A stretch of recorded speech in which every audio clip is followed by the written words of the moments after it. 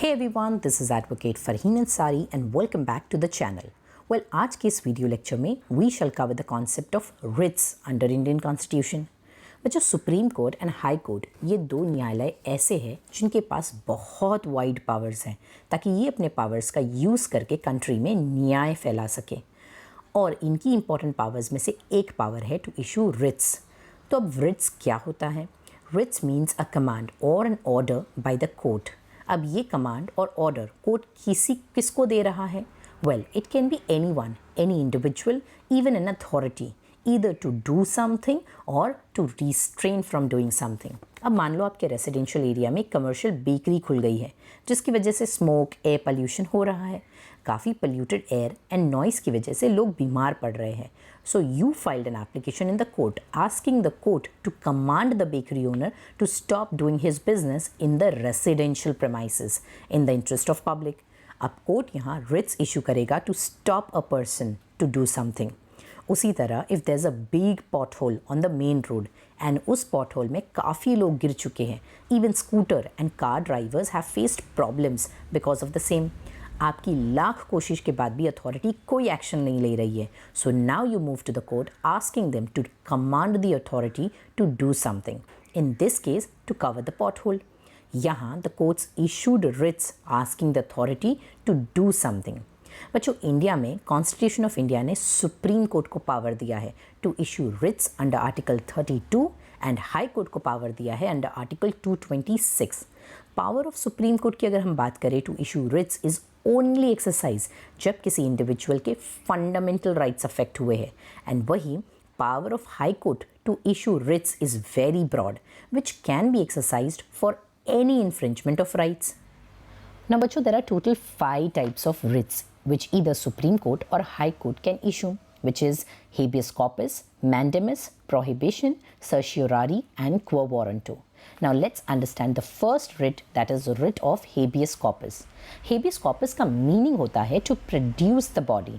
बच्चों, ये सबसे ज़्यादा यूज़ किया जाने वाला writs है, which means अगर किसी पर्सन को wrongfully पकड़ के रखा है, इन दिस केस या तो वो पर्सन खुद या उसके फैमिली मेम्बर्स या उसके कोई रिलेटिव या फिर even a stranger can move to the court having the court to issue writ of habeas corpus on the authority, so that जिस बेगुनाह को पुलिस ने रॉन्गफुली अपने कस्टडी में रखा है उसे कोर्ट के सामने प्रोड्यूस किया जाएगा, और जब ये प्रूव हो जाता है that the person is wrongfully detain तो court orders him to be released. एक बहुत ही famous jury justice Khanna has said, writ of habeas corpus एक प्रोसेस है जिससे एक अग्राइव्ड पर्सन की लिबर्टी यानी आज़ादी सिक्योर की जाती है और उसे रिलीव दी जाती है रॉन्गफुल या फिर इलीगल डिटेंशन से, फिर चाहे उसे डिटेन किसी अथॉरिटी ने किया हो या फिर किसी प्राइवेट इंडिविजुअल ने। Let us understand a very famous landmark case of Sunil Batra versus Delhi administration. इस केस में जेल के एक प्रिजनर ने सुप्रीम कोर्ट को एक लेटर लिखा अपने एक साथी प्रिजनर के साथ हो रहे दुर्व्यवहार के बारे में, जहां जेल अथॉरिटी उस साथी प्रिजनर के साथ बहुत ही इनह्यूमन बिहेवियर कर रही थी। इस लेटर को कोर्ट ने एक्सेप्ट किया एंड अथॉरिटी को कमांड किया टू प्रोड्यूस दैट पर्सन जिसके बारे में यहाँ लिखा है। This is the power of writ of habeas corpus. Then the next writ is writ of mandamus. Mandamus का मीनिंग होता है टू कमांड। ये रिट इशू की जाती है against public official, government authority या फिर कोई कॉरपोरेशन के अगेंस्ट में, in the favour of ordering them to do something which they are authorize to do but they are not doing, या फिर टू रिफ्रेन यानी stop someone to do something which they are not authorize to do. जैसे अगर एक public authority है जो अपनी public duty perform नहीं कर रहा है, one can move to the court asking the court to issue writ of mandamus against that authority, compelling them to do that work. It is very important to note that इस writ के जरिए एक higher authority एक lower authority को force नहीं कर सकती है to do certain things which is against the law.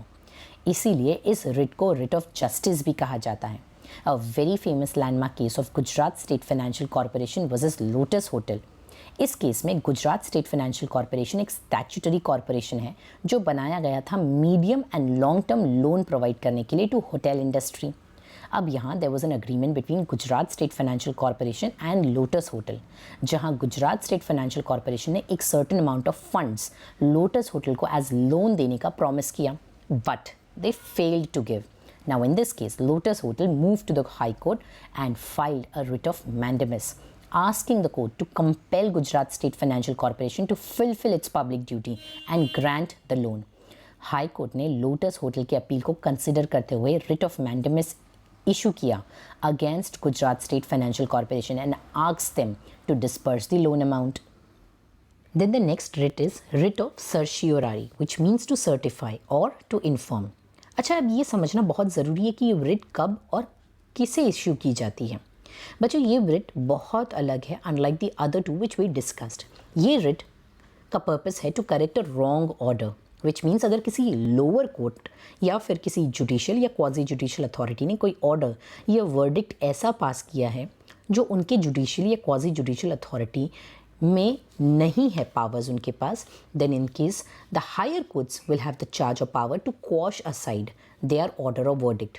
यानी अगर किसी इन्फीरियर कोर्ट ने कोई एरोनियस ऑर्डर पास किया है या कोई ऐसा ऑर्डर पास किया है जो उनकी अथॉरिटी को एक्सीड करते हुए पास हुआ है, then the higher courts will set aside such order. जैसे एग्जाम्पल, एक जूनियर सिविल जज का कोर्ट है जिसके पास अथॉरिटी है to decide matters with pecuniary damages not exceeding 3 lakh रुपए. अब इस कोर्ट ने एक ऐसा मैटर एक्सेप्ट कर लिया एंड डिसाइड भी कर दिया for a pecuniary damages amounting 3 lakh rupees. यानी दिस जूनियर सिविल जज court has exceeded its power. अब इस केस में district court can quash aside this order of junior civil जज by this writ of certiorari. That the next is writ of prohibition. अब बच्चों, जहाँ writ of certiorari came in picture जब एक wrong या एक्सीडेड ऑर्डर ऑलरेडी पास हो गया है, वही writ of prohibition is a preventive writ, जहाँ सुप्रीम कोर्ट पहले ही प्रिवेंट कर देता है इन्फीरियर कोर्ट को to take action in the matter जिसमें उनका अथॉरिटी नहीं है. For example, if a district court is hearing an appeal against the judgement of a high court. अब high court is a higher authority to district court. इस case में district court को prohibit किया जाएगा to entertain such appeals. And the last writ is writ of quo warranto. The term quo warranto का meaning होता है by what authority. ये writs courts issue करते हैं अगेंस्ट अ प्राइवेट पर्सन जिसने रॉन्गफुली कोई पब्लिक ऑफिस यानी government office occupy की है. जैसे मान लो a person is elected as education minister of India but later found that he or she does not have the merit and education qualification for this position. तो ऐसे person को कोई public office occupy किया जा रहा है, courts ऐसे person को क्वेश्चन करेगा bye issuing writ of quo warranto, asking them कि किस अथॉरिटी से आपने ये ऑफिस होल्ड किया है, एंड उस पर्सन को अपने पोजीशन के लिए जवाब देना होगा. सो बच्चों, this is all about the 5 writs. To conclude, writs are nothing but a petition to the court for them to order जब किसी के कॉन्स्टिट्यूशनल या फंडामेंटल राइट्स इन्फ्रिंज या अफेक्ट होते हैं. Supreme court exercise power under article 32 and high court exercise power under article 226 to issue Ritz.